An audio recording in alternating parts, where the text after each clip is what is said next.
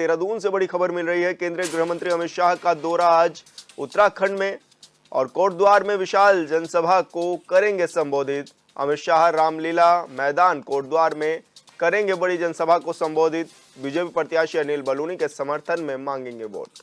अमित शाह के दौरे को लेकर प्रशासन की तैयारियां हुई पूरी, सुरक्षा व्यवस्था के किए गए पुख्ता इंतजाम। तो बड़ी खबर आपको बता रहे हैं, जहां पर आज अमित शाह उत्तराखंड के दौरे पर रहने वाले हैं और आज बीजेपी प्रत्याशी अनिल बलूनी के समर्थन में वोट देने की अपील करेंगे। साथ ही अमित शाह आज रामलीला मैदान कोटद्वार में एक बड़ी जनसभा को संबोधित भी करेंगे।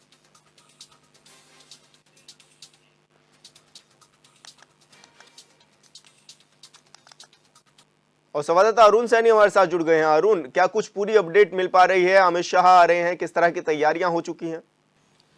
जी विशाल, बिल्कुल देखिए, बात की जाए लोकसभा चुनाव अपने बिल्कुल चरम पर है और उत्तराखंड की जो पांचों ही लोकसभा सीटों पर पहले चरण में मतदान होना है, उसके लिए अब ज़्यादा दिन का समय नहीं बचा है, मात्र 2 दिन का ही समय जो है अब शेष बचा है। तो ऐसे में लगातार स्टार प्रचारक भी लगातार दौरे कर रहे हैं और जो कार्यक्रम है उसके तहत जो है तमाम दौरे हो रहे हैं और स्टार प्रचारक यहाँ पर पहुँच रहे हैं और प्रचार प्रसार की भी जो है वो अपने चरम पर है। ऐसे में आज और कल का ही दिन जो है प्रचार के लिए बचा है।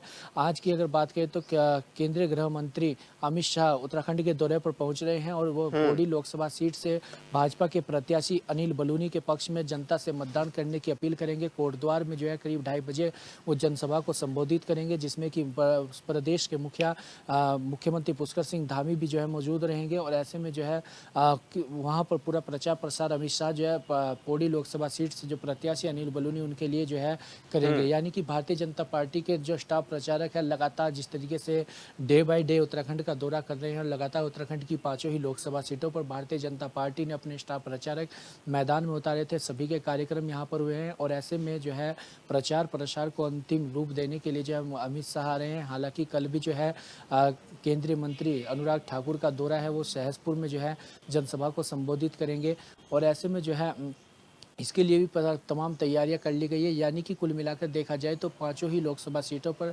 भारतीय जनता पार्टी ने अपने स्टार प्रचारक जो है वो मैदान में उतारे हैं। और पौड़ी लोकसभा सीट की अगर बात की जाए तो पौड़ी लोकसभा सीट ऐसी लोकसभा सीट है जिस पर सबसे अधिक स्टार प्रचारक भारतीय जनता पार्टी ने उतारे हैं और सबसे अधिक स्टार प्रचारक अभी तक जो है वो पौड़ी लोकसभा सीट और हरिद्वार लोकसभा सीट पर आए हैं। तो ऐसे में देखा जा सकता है कि पौड़ी लोकसभा सीट जो है वो काफ़ी चर्चाओं में, जिस तरीके से शुरू से ही जब से टिकटों का बंटवारा हुआ दोनों ही दलों के द्वारा और जिसके जब नामांकन हुआ, नामांकन रैली में भी जो है जो भीड़ दोनों ही दलों के प्रत्याशियों के साथ देखने को मिली, जो हुजूम उमड़ा, उससे कहीं ना कहीं शुरू से ही जो है ये पौड़ी लोकसभा सीट काफ़ी चर्चाओं में रही है और काफ़ी हॉट सीट अभी तक भी जो है ये पौड़ी लोकसभा सीट मानी जा रही है।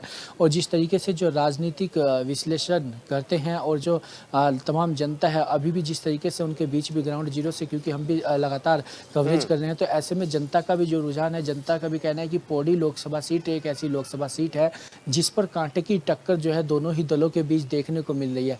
तो ऐसे में दोनों ही दलों की जो है निगाह पौड़ी लोकसभा सीट पर है। पूरा फोकस भारतीय जनता पार्टी की तरफ से भी पौड़ी लोकसभा सीट पर सबसे अधिक किया जा रहा है और यही कारण है कि भारतीय जनता पार्टी ने सबसे अधिक स्टार प्रचारक पौड़ी लोकसभा सीट पर उतारे हैं। तो आज वहीं गृह मंत्री अमित शाह कोटद्वार पहुंच रहे हैं और वहां पर जनसभा को संबोधित करेंगे, जिसके लिए जो है पूरी तैयारियां भारतीय जनता पार्टी के जो तमाम पदाधिकारी कार्यकर्ता है उनकी तरफ से की गई है। तो वहीं सुरक्षा व्यवस्था की पूरी तैयारियां जिला प्रशासन के द्वारा, पुलिस प्रशासन के द्वारा वो की गई है अमित शाह के दौरे को लेकर। अच्छा अरुण, एक तरफ तो पौड़ी में पूरे दिग्गज बीजेपी के दिखाई दे रहे हैं, लगातार दौरा करते हुए नजर आ रहे हैं, और चाहे तो अगर हम उत्तराखंड की भी बात करें तो उत्तराखंड में तमाम जो बड़े नेता हैं बीजेपी के वो दौरा कर चुके हैं। लेकिन दूसरी तरफ बात अगर कांग्रेस की करें तो क्या एक पर ही सिमट करके रह गई है कांग्रेस? पार्टी की बात की जाए तो स्टार प्रचारकों को लेकर जिस तरीके से कांग्रेस पार्टी शुरू से ही ये सवाल उठते रहे हैं कि कांग्रेस पार्टी के स्टार प्रचारक उत्तराखंड के दौरे पर नहीं पहुंच रहे हैं। लेकिन अगर देखा जाए तो जिस तरीके से कांग्रेस की राष्ट्रीय महासचिव प्रियंका गांधी जो है यहाँ पर दौरे पर पहुंची और उन्होंने अपने दौरे में जो है Nainital Lok Sabha seat, Pauri Lok Sabha seat, Haridwar Lok Sabha seat को जो है वो साधने का काम किया। यानी कि उसमें और जो रामनगर में उनकी जनसभा उन्होंने संबोधित की थी उसमें जो है अल्मोड़ा सीट से जो प्रत्याशी हैं प्रदीप टमटा वो भी उसमें शामिल रहे। नैनीताल से जो प्रत्याशी कांग्रेस पार्टी के प्रकाश जोशी वो उसमें मौजूद रहे और पौड़ी लोकसभा सीट से जो प्रत्याशी हैं गणेश गोदियाल वो मौजूद रहे। तो वहीं जो हरिद्वार में प्रियंका गांधी ने जो जनसभा को संबोधित किया उसमें हरिद्वार सीट से प्रत्याशी वीरेंद्र रावत और टिहरी लोकसभा सीट से कांग्रेस प्रत्याशी जोत सिंह गुनसोला वो मौजूद रहे। यानी कि पांचों लोकसभा सीटों पर जो कांग्रेस के प्रत्याशी हैं वो मौजूद रहे और एक संदेश यहाँ से कांग्रेस ने देने की कोशिश की कि पांचों ही लोकसभा सीटों पर जो है इसका प्रभाव यहाँ से प्रियंका गांधी के आने से ही पड़ेगा। ऐसे में वहीं बात की जाए तो इसी के अलग जो है स्टार प्रचारकों की सूची में इमरान प्रतापगढ़ी जो कि राज्यसभा सांसद है कांग्रेस पार्टी से, तो ऐसे में वो भी देर रात जो है कल हरिद्वार के पहुंचे और पिरान कलियर में उन्होंने जनसभा को संबोधित किया। तो इस तरीके से कांग्रेस पार्टी के अभी हालांकि जिस तरीके से कहा जा रहा था कि पार्टी के राष्ट्रीय अध्यक्ष मल्लिकार्जुन खड़गे यहाँ पर पहुंचेंगे, अल्मोड़ा में जो है उनकी जनसभा हो सकती है। वहीं राहुल गांधी के लिए भी कहा जा रहा था कि राहुल गांधी का भी जो है कार्यक्रम यहाँ पर तय किया जा सकता है, लेकिन अभी तक ऐसा जो है कुछ भी कांग्रेस पार्टी की तरफ से देखने को नहीं मिला है। हालांकि प्रियंका गांधी ने जरूर यहाँ पर चुनाव प्रचार प्रसार को धार देने में कोशिश की और पूरा जो है उन्होंने प्रचार प्रसार यहाँ से गरमाया। पांचों ही लोकसभा सीटों पर उन्होंने जो है यहाँ से एक प्रभाव डालने की कोशिश की है कि प्रियंका गांधी के आने से जो है पांचों ही लोकसभा सीटों पर इसका प्रभाव पड़ेगा।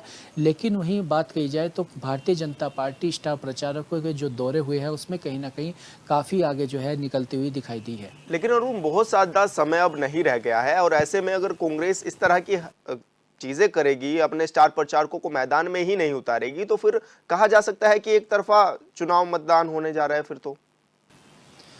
जी सर, देखिए अगर बात की जाए लोकसभा चुनाव की तो लोकसभा चुनाव में जिस तरीके से कांग्रेस पार्टी के जो तमाम प्रत्याशी हैं वो लगातार जनसभाएं कर रहे हैं, जनसंपर्क कर रहे हैं, रोड शो कर रहे हैं।